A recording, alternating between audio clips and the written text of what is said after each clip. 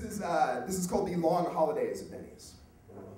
1, Thanksgiving, where the alcoholic truckers get steak and eggs with extra gravy, and only the widowers in their 70s are brave enough to order the turkey. The graveyard shift is exactly as depressing as it sounds. The day Roberta got out of jail, she was back at work with me, and I cannot explain how ecstatic I was to talk to someone that didn't want a free refill of anything. Roberta was an Amazonian cholita built thick as a blood clot. Imagine the plus-size version of the girls you see airbrushed in the hoods of lowriders. At 22, she had a dead baby daddy, 2 tattooed tears, and a felony for credit card fraud. Neither the first nor the last in my long line of crazy-ass friends.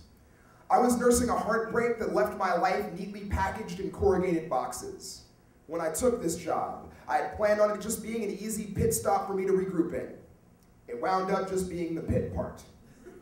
The only real perk was being constantly surrounded by people who were generally in a worse state of affairs than myself. Roberta's hair still smelled of the delousing powder the guards threw in her face when they issued her the orange jumpsuit. Her eyes were vibrating screws about to shake themselves loose. Her makeup wasn't its usual black elliptical shimmer, but a gray fingerprint smeared on her tear ducts. 2, New Year's.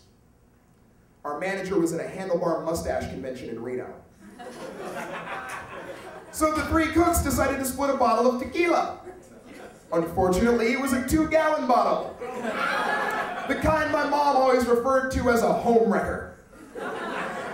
Once they laid out the lines of meth in the break room, I knew to ask real nice if I needed to send any orders back. Roberta sits on the counter, holding her clean for 30 days keychain against her lips. Taped on the back is a tiny Sears portrait of a 2-year-old, looking gorgeous but miserable in fake diamond earrings and a little lacy headband. She sounds so sincere when she says that there are a lot of people in her program that still drink, okay? And she's just gonna go back there and get 1 shot for me and 1 shot for her because it's New Year's. And she swears on her baby that that's gonna be it. 20 minutes after the countdown, and we get the alcoholic grandmother of all bar rushes. It's like someone planted white trash landmines at all the tables. After 5 cocktails and a line of crank longer than an infant's foot, Roberta locked herself in the bathroom and refused to come out. This left me to wait on the whole joint by myself.